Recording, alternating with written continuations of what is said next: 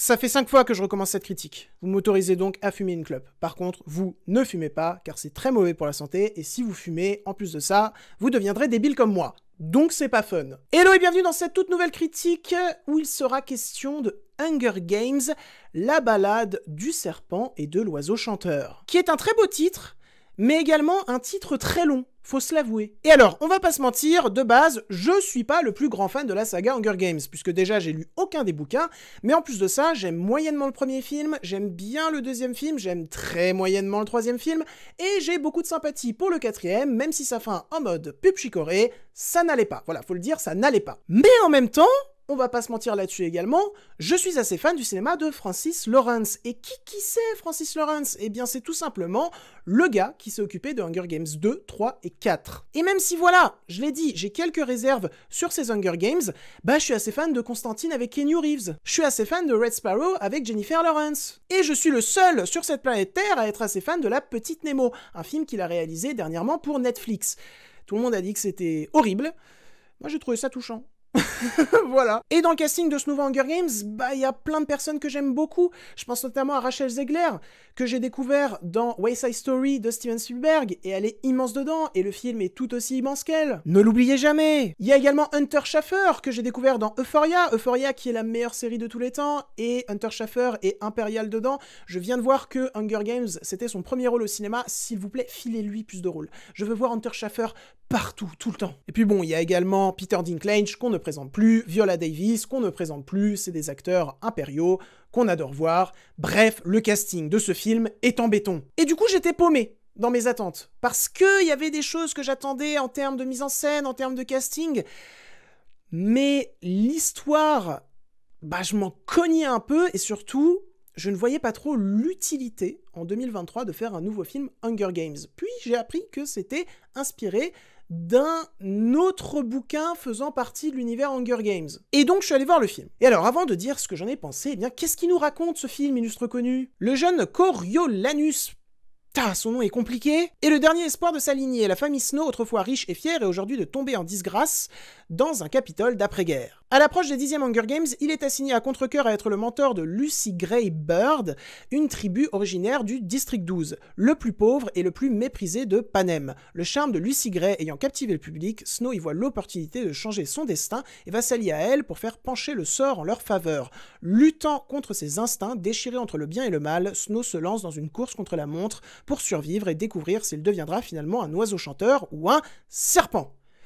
Ce résumé était très long, faut vraiment que j'apprenne à faire mes propres résumés et à ne plus lire ceux d'Allociné.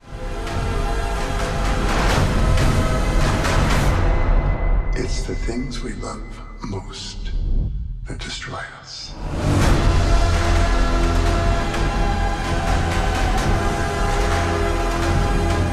Et alors, je vais le dire de la manière la plus honnête et naturelle possible, c'est trop bien.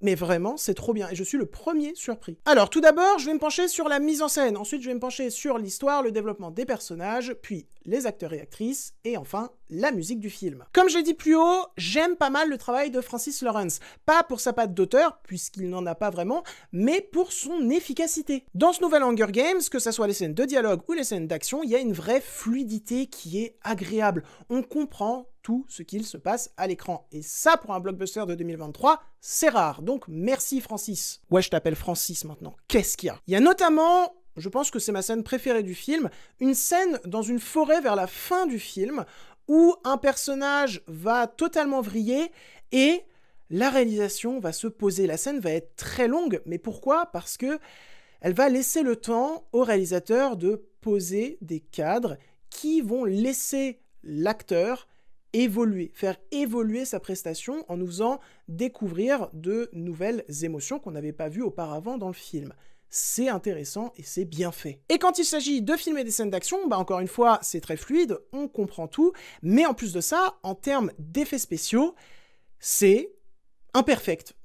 J'ai pas d'autres mots. Hunger Games 5, on va l'appeler Hunger Games 5, en termes d'effets spéciaux, est nickel. Il y a deux scènes qui m'ont bluffé en termes d'effets spéciaux. La première, vous allez me dire, c'est très bête, c'est ridicule de se pencher là-dessus, mais je le fais quand même, vas-y, let's go. On l'a vu dans Indiana Jones 5, on l'a vu dans Les Animaux Fantastiques 3, quand il s'agit de faire un plan aérien. Je pense notamment au plan aérien sur le train dans l'intro d'Indiana Jones 5, où Indiana Jones gambade sur le train.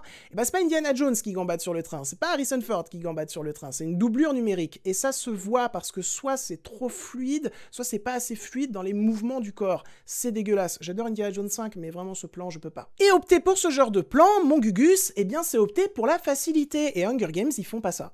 Parce qu'à un moment, il y a un plan aérien sur l'arène, là où va se passer donc l'Hunger Games, et t'as Snow qui court vers cette arène. Il est en tout petit dans le plan, et les gars se sont cassés le cul à incruster le véritable acteur en train de véritablement courir. Ce qui fait que le plan est beau. Le plan ne te sort pas du film. C'est tout bête comme détail, mais je voulais en parler. Et il y a également une scène avec Rachel Zegler et des serpents qu'on a pu entrevoir dans la bande-annonce, qui là aussi, en termes d'effets spéciaux, est vraiment maligne. Parce que, à la mise en scène, on se pose les bonnes questions. Comment créer un cadre qui va pouvoir marier des créatures numériques assez difficiles à faire, je pense, avec des acteurs en chair et en os. Et il y a un plan avec Rachel Zegler et des serpents qui est juste bluffant dans sa technique, vraiment. Et en plus, ce plan raconte beaucoup de choses, sur le personnage, sur les événements, donc c'est tip-top. Café. Maintenant, je vais parler de l'histoire et du développement des personnages. Et là aussi, encore une fois, c'est trop bien, parce que là aussi, le film se pose les bonnes questions. Au lieu de faire 36 scènes d'action dégueulasses, efficaces peut-être, mais dégueulasses, le film, il se dit « Mais attends, on va faire des scènes d'action, mais pour que ces scènes d'action soient impactantes émotionnellement, est-ce qu'il faudrait pas travailler notre histoire, notre propos et nos personnages avant, Gérard ?» Je sais pas pourquoi j'ai sorti ce prénom.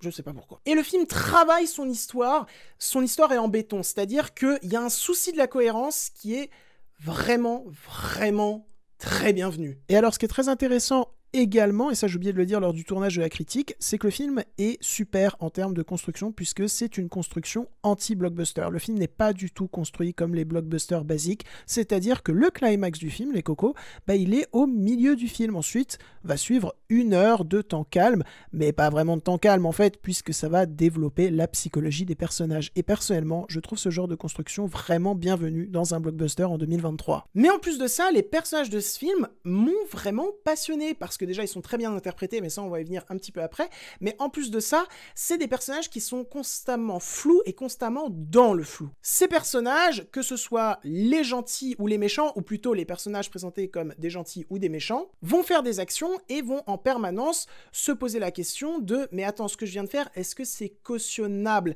Et du coup, toi spectateur, j'ai plus la fin de ma phrase. Vu que tu t'es attaché à ces personnages et identifié à ces personnages, toi aussi tu vas te poser la question de « mais attends, si j'étais dans leur cas et que j'avais fait cette action, ce serait cautionnable ou pas cautionnable ?» Il y a aussi tout un propos sur la proie qui devient le chasseur ou le chasseur qui devient la proie, et comment un être humain pur peut se faire pervertir par le mal, en quelque sorte. Et c'est intéressant. Je suis pas en train de dire que c'est les meilleurs développements dans un blockbuster que j'ai vu en 2023.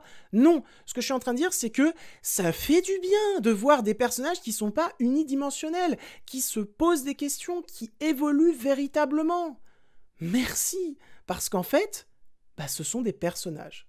Voilà, ce sont des personnages, ce sont pas des coquilles vides comme dans The Marvels qu'on trimballe à travers 36 scènes d'action. Et personnellement, quand arrive la fin du film, quand arrivent les 3 derniers plans, moi j'ai eu des frissons. Parce que c'était ultra bien développé.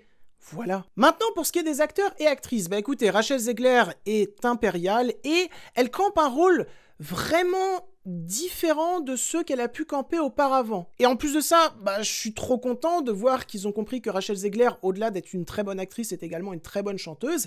Et il y a pas mal de chansons dans le film, chantées par Rachel Zegler, et personnellement, je les écoute en boucle. Tom Bleeth, qui interprète Snow, c'est la première fois que je voyais jouer cet acteur, et franchement, ce qu'il a à jouer, c'est pas facile, mais il s'en sort très bien, parce que il interprète donc le futur président Snow qu'on va voir dans Hunger Games 1, 2, 3 et 4, et il arrive à apporter de la nouveauté à ce personnage, mais également à retrouver des traits du visage de l'autre acteur. Et ça devait être galère. Mais franchement, il y est arrivé. Hunter Schafer, c'est là que j'ai une petite déception. Parce que elle joue très bien, mais elle est pas assez là, je trouve. Je trouve que son rôle, pour le coup, là, c'est un petit souci d'écriture.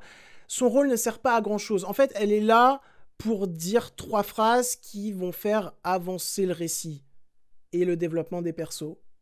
Et c'est tout. Ah, c'est ma petite déception. En termes d'écriture, c'est ma petite déception, je dois l'avouer, mais Hunter Schafer est magnifique, voilà, elle joue trop bien. Donnez-lui plus de rôle, pitié. Donnez-lui plus de rôle, sinon conséquence. Peter Dinklage, bah, il est très bien, voilà. Là aussi, il sert un peu de tremplin pour le récit, mais moins que Hunter Schafer. Il a plus d'importance, il va raconter plus de choses intéressantes, et bah voilà, j'aime vraiment beaucoup cet acteur. Et encore une fois, il est très bon, mais j'ai l'impression qu'il a plus rien à prouver, Peter Dinklage. Et Viola Davis est... Je pense que c'est l'une des fois où je l'ai préférée dans un film. Parce que elle interprète un personnage... Elle interprète une folle, mais calme. Il y a un contraste dans son jeu qui est super intéressant.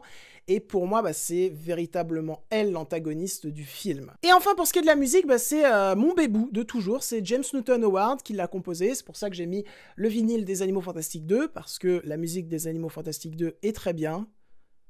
Pas comme... le film. Et surtout, elle a été composée par James Newton Howard. La musique est bonne, c'est pas la meilleure composition qu'il ait faite, mais il y a vraiment 2-3 thèmes qui me restent en tête, notamment celui-ci.